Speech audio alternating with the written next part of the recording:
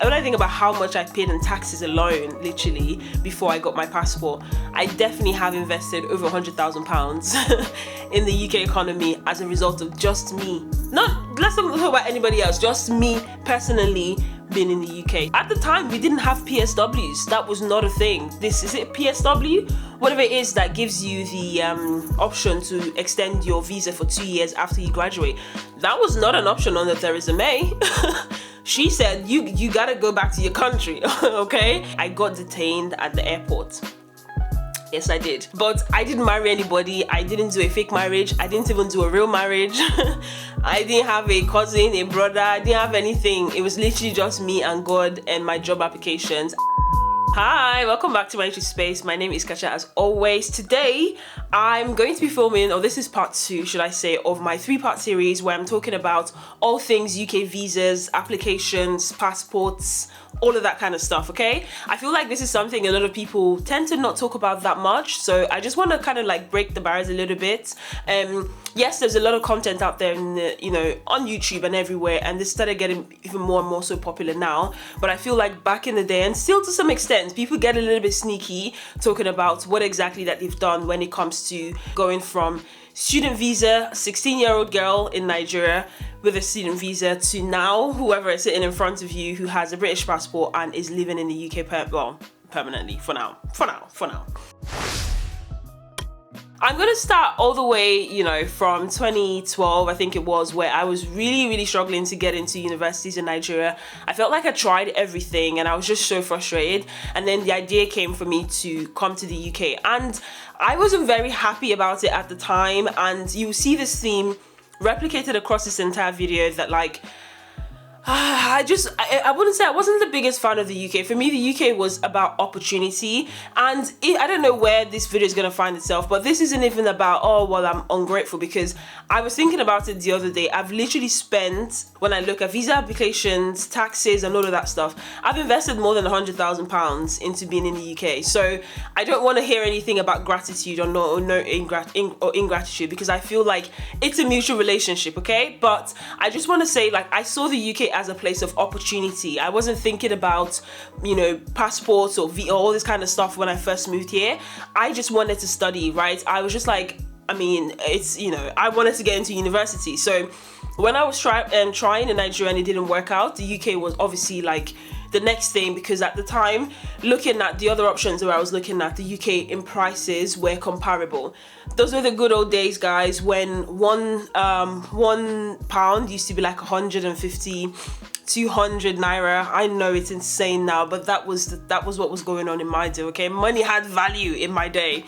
I also want to mention that I studied engineering, so that probably helped in some ways. It's a really difficult course, but I think it definitely helped in terms of getting me to where I am now. But I studied chemical engineering, to be quite specific, and I started looking for different universities. I looked at Heriot-Watt University of, I think it was Edinburgh. I looked at so many different universities, but my 2 main things that I was looking for when I was applying for universities in the UK is, one, is it affordable, okay? Because we didn't have that much money to spend, and I was actually even looking for scholarships because, yeah, it's a long story and I don't want to get into it, but basically, is it affordable? Can we afford it? And then, is it actually good for engineering? Do they offer my course?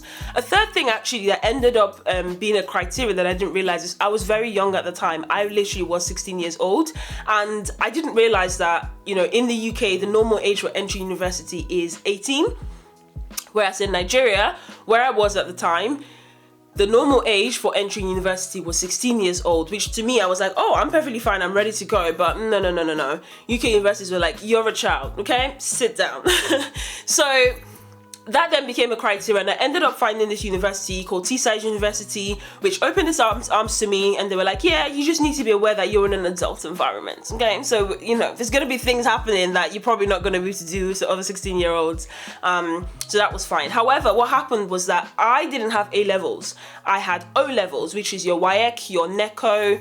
I'm not sure what else is out there in Nigeria at the moment, but WAEC, NECO is the 2 most common ones, whereas in the UK, the required qualification of standard, there might be other options, but the common way to get into university is to do your A-levels, and I didn't have A-levels. So I ended up getting doing what's called a foundation year.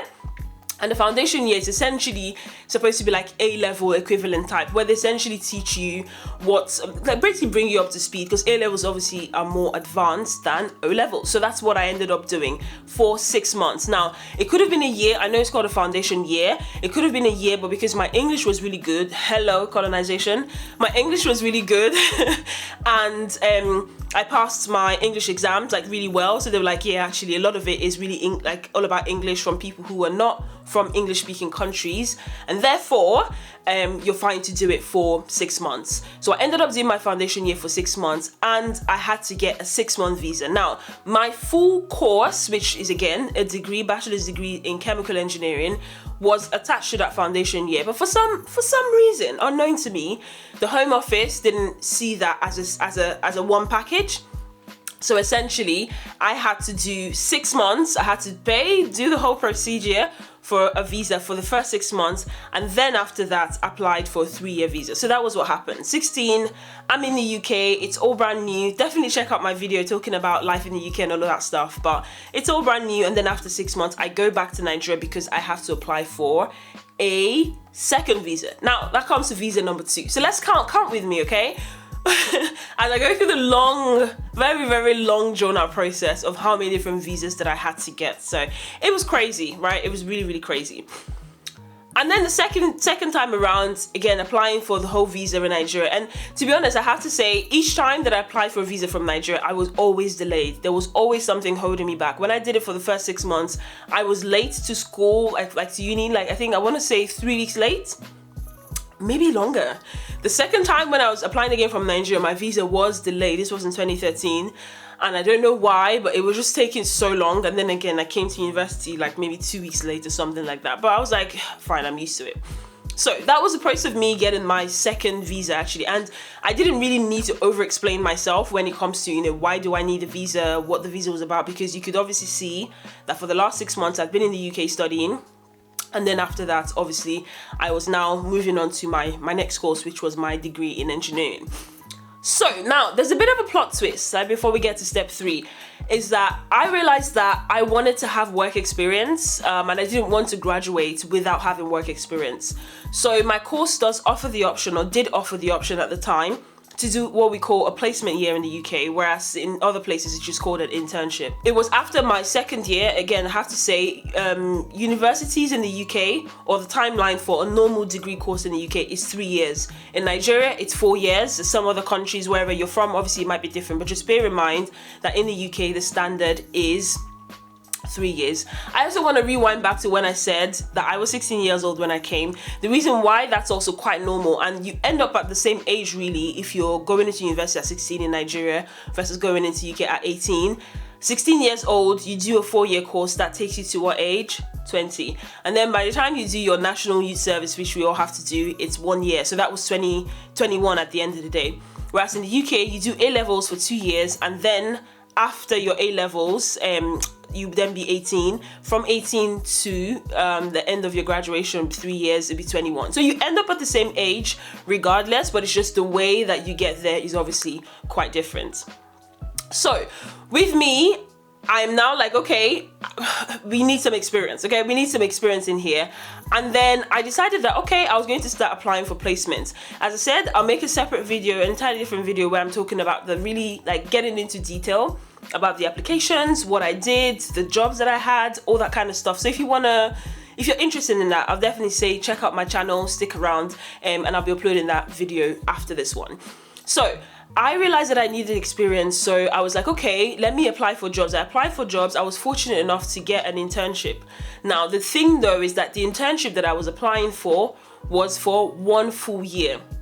And luckily, I would say, the UK allowed me to use my 3-year visa. Remember, my UK course or UK degree is meant to be for 3 years, so they gave me a 3-year visa for the duration of my course. But now, after my second year of university, having used 2 years of my visa, I decided that I wanted to go on a placement and do a 1-year course, a 1-year internship. So then they allowed me to use the 3rd year of my visa to do my placement. Now, the only thing that then happened as part of that process was that I then obviously had to apply for an additional visa, okay, to finish my degree. Now, I thought, okay, that's fine. At the time when I was going into my placement, the regulations was that obviously I could apply from the UK. I was like, oh, easy peasy, you know, everything's gonna be fine. I was working at the time and I was saving. If you know me, I'm a money babe. I love to save. Although I feel like I've been doing really bad at that recently, but never mind. I love to save, so I've been saving a lot of money. I feel like, oh, for once, I'm going to be able to afford my own visa, pay for my own visa, all of that stuff. I was really, really excited. And then, yeah, the option was that I was going to extend the visa within the UK. My dear brothers and sisters, that was how all of a sudden the UK government changed their mind, like Home Office changed their mind, and they said that you are no longer, I can't remember the English that they wrote, but it was some English about how basically what that meant is that I had to go back to Nigeria to apply for a visa to finish my degree. I said, "Ona, they want me, or is my ear paining me, or are you guys being serious?" But the thing though is that I was quite fortunate at the time that I'd already booked a flight to go back to Nigeria, because I hadn't been home since I came, guys. I was homesick. I was so sick of everything and I wanted to go back home. So I'd already booked a flight to go home. So I was like, oh, I'm at home for 3 weeks. It takes about 3 weeks for the visa to come out. If I do a priority, it's gonna be quicker anyway. And then after a week or so, I'm gonna be able to get my visa. I was like, everything is gonna be fine. I then ended up, and I don't even know why I'm smiling, because if my family or my sister's watching this video, like, it was a really traumatic experience in the end. Like, my money that I used for my visa application entered one chance. If you're not Nigerian, one chance was like, how do you even describe one chance? It did like this. It went, and the money left the chart. So it ended up being that the money that I was showing to do my visa application, which obviously if you're familiar with visa applications in the UK, you have to show, for your student visa anyway, you have to show that you have your maintenance, which is how much they consider it will cost for you to live in the UK, which I think is a scam anyway, but we're not even going to get into that, okay? Because who's really spending £14,000 a year? Who's that? And how are they getting that money? So especially if you live in like Middlesbrough, where we were at the time, my accommodation was like £200 a month. How am I spending £14,000 every year? Like, explain it to me. It made no sense whatsoever. So you have to have £14,000, and if you have any unpaid school fees, you have to have that in your account showing. So I needed the money. Usually each time it was around like the 14k mark, 15, 16k, sometimes upwards around 20k. I was doing this obviously by myself, so I didn't have any dependents or anything like that. So I didn't need obviously an increase in amount of money, which you would if you had dependents, husbands, wives, all that kind of stuff. So yeah, I was just like, this is a lot of money. And then the money entered one chance, and which is just where we're going to call it. And it ended up being that the money that I had showing in my bank account was no longer in the bank account, but I did have the statement there, okay? And I didn't know at the time that the UK body, I'm not sure if they checked, because I was using a British account and a Nigerian account. I'm not sure if they checked both my Nigerian and the British one to see if there was any money there. I think they just checked the British one. Apparently they have the authority to do that. They phoned the bank, and the bank was like, inside this account there is no money. So it was just very interesting, and basically I ended up being stuck in Nigeria for 7 weeks. Yeah, 7 whole weeks waiting for the UK Home Office to give me my visa. 7 whole weeks. Imagine going to your job where you're like, oh, I'm just going on holiday, and then like literally 7 weeks after, like, I'm still not back to work. I felt so very bad. Like, it was such a weird time for me because of all the things that was happening like in the background as well. It's very sad. But essentially what happened at the end of that process was that my visa was declined. Yes, after making me wait for 7 weeks, they ended up declining my visa. It was really sad, and I started asking myself, like, how am I going to finish my degree? I have invested, again, as I said, lots of money, a lot of blood, sweat, tears, prayers, everything. And I was just like, I need to go and finish my degree. Like, I was so mad at the UK. I was so mad at life. I was so mad at like how the money like went missing in the first place. I was just mad at everything. I was angry, okay? Oh my God! Oh my God! I was just like, okay, you know what? I still have a job to go back to. I still have a degree. And thankfully, like, my sisters were really fantastic, literally superheroes around that time, because they just stepped in and like saved the day. we ended up having to borrow money to like, and I know it's very common now that, you know, you borrow money to put in your account. Like, people who are coming to UK now are so lucky, right? They're so lucky because there's all these different systems that are set up to help you, especially from a Nigerian perspective. There's so many different systems that are set up now to help you come to UK that I definitely did not have. So even the thing of like borrowing money from somebody to put in accounts, like for that to be held there for a period of time, that wasn't really common practice 8, 9, 10 years ago. So luckily we had somebody, we found someone who was willing to give us the money to put it in the account, and then just to have that for the 28 days that the UK required, and then after that transferred it to her. But while that was happening, I had to come back to the UK. I was living in Newcastle at the time. I had to end my job because again it was a year placement, and that was already towards the end of my placement, and left Newcastle, found a job in Middlesbrough, which is where my university was. I don't even know how I did that in that time. I'm talking about in the space of 3 weeks. Found a job, and while I was in Nigeria waiting for my visa to come out, I was already looking for jobs in the UK for my 3rd year. So that's something there for you. It's like life might be throwing you a lot of crazy things, but you gotta keep your eye on the ball, okay? So I was like, when I'm coming back in the UK, ideally I didn't want to work, but because I already had my money sort of like go AWOL, I was like, okay, my 3rd year I still have to work, which was what I did. So I got a job in that time for coming back into the UK, or when I do my 3rd year, and I still had my placements. I finished my placements, relocated from Newcastle back to Middlesbrough, and then I came back to Nigeria again to apply for my visa, because the rule was still the rule, and I still had to come back into the UK to apply, okay? So, I still had to come back into Nigeria to apply, even though at that time I was already based in the UK.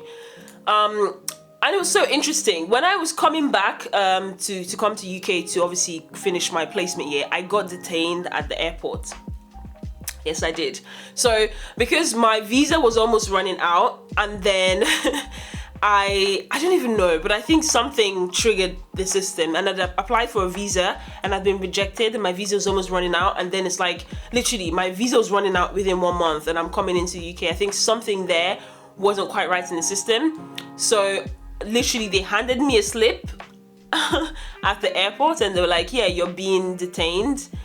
You're being detained, and we're just going to ask you to wait here until we can clear, like, not for for security essentially, and clear your papers that you're allowed to come back into the UK.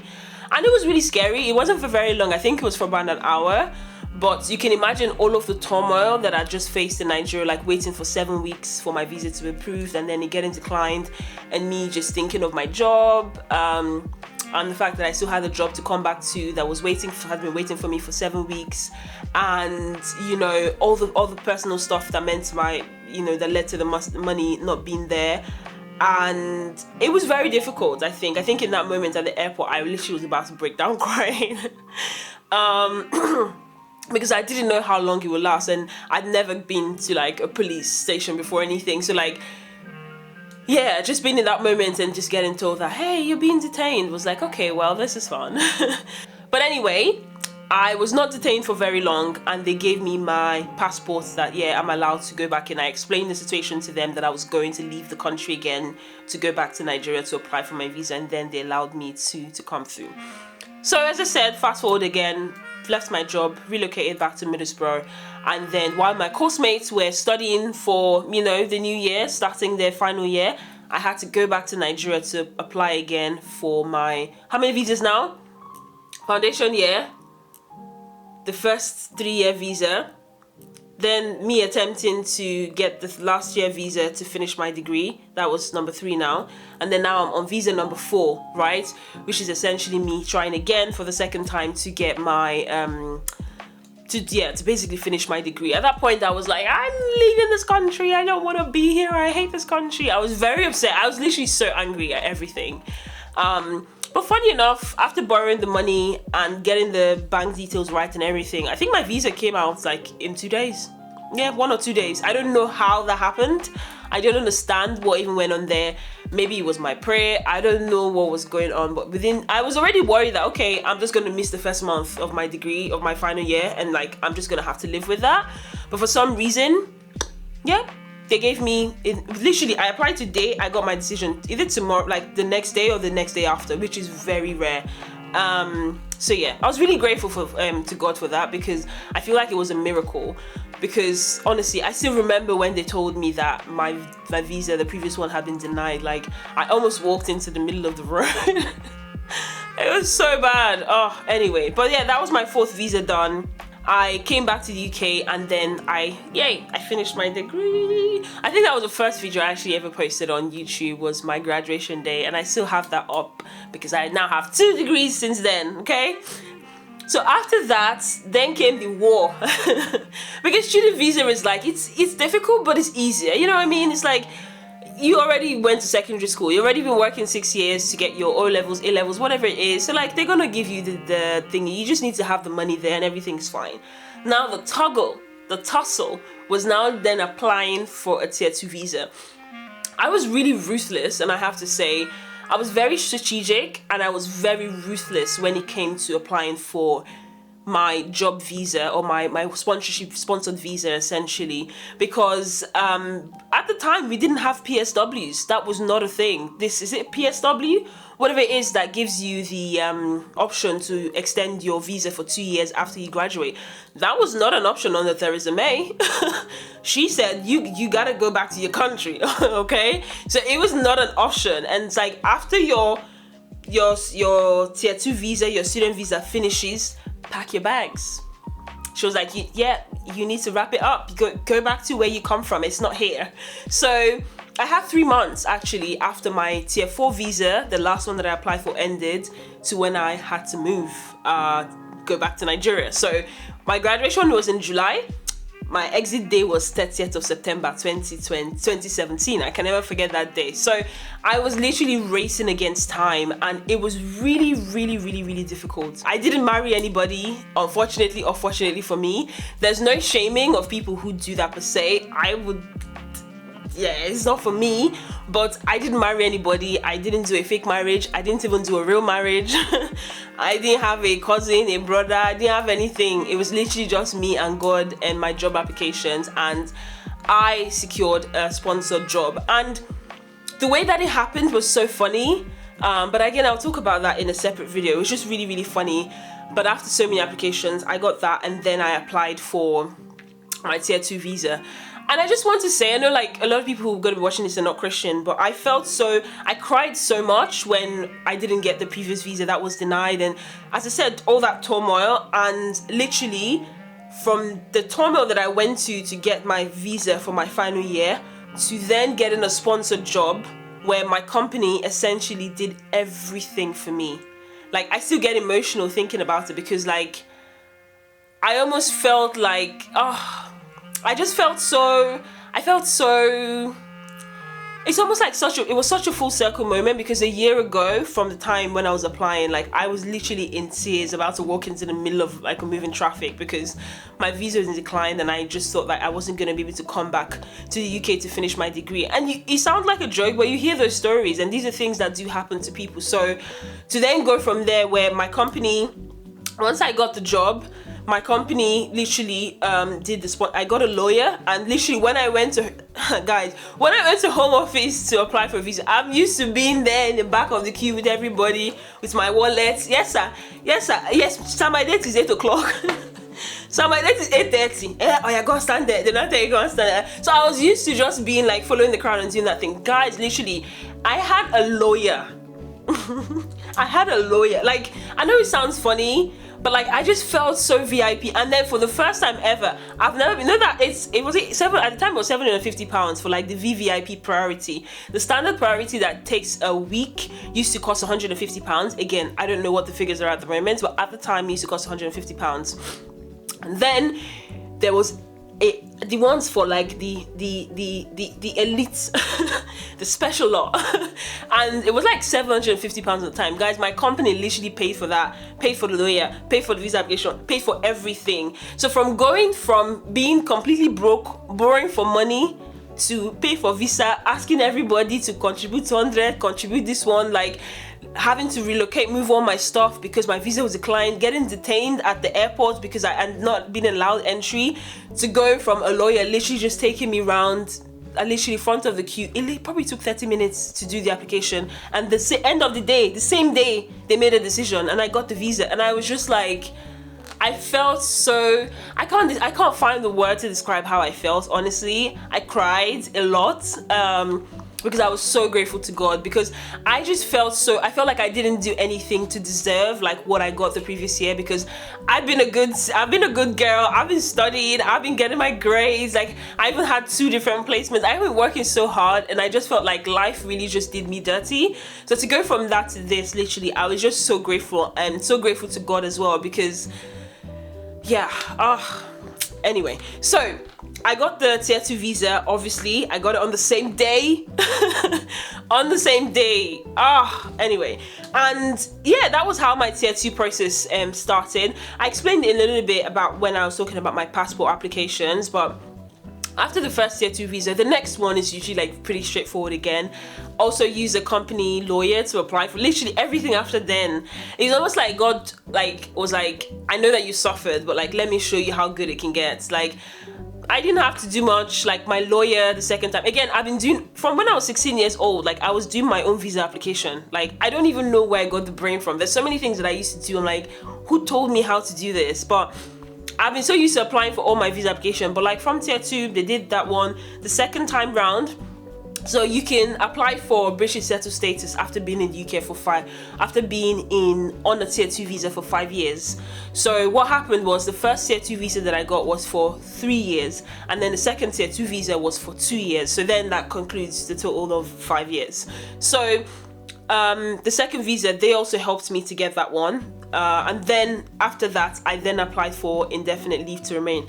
Now, the funny story is, I also got my employer to apply for the indefinite leave to remain for me, because I was just like, I can't, after 5 years, like if you don't apply for indefinite leave to remain, you have to leave the country, go back and like re-enter. It's kind of like a way of like, almost like clearing the system. I don't know how to explain it, but essentially the maximum you can stay on that visa is for 5 years. Either you leave or you change your visa stay, something like this. So I was like, well, if you want me to keep working for you, you gotta get me the ILR. You have to get me my residency, because I ain't got nowhere to go. And they're like, okay, fine, they're gonna do it for me. And then they did it for me. Again, same thing with the lawyer. I just had to provide them with some documentation. Again, it's a fairly simple process, but it was something I didn't have to worry about, because I then had somebody looking after that. In those 5 years though, I will say that I stuck with my company. Yes, you do have the option of changing your sponsor, so the company who's sponsoring your visa at that point, right? You do have that option, but I didn't want to risk it. In the middle of that as well, the pandemic started, and I just felt like changing my sponsorship wasn't the best use of my time. And I'm going to say, in general, I'm a very strategic person. I think, 5 years ahead, and I'm thinking of like what I wanted to get out of life from that perspective.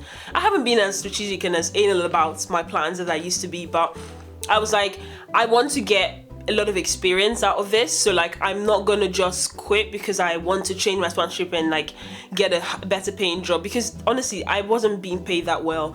But when I considered that, okay, in the next 5 years of my life, I'm going to get an indefinite leave to remain, which eventually will lead me to a passport, and then I'm also going to get a lot of experience out of this job, I decided to stay. So that was my decision.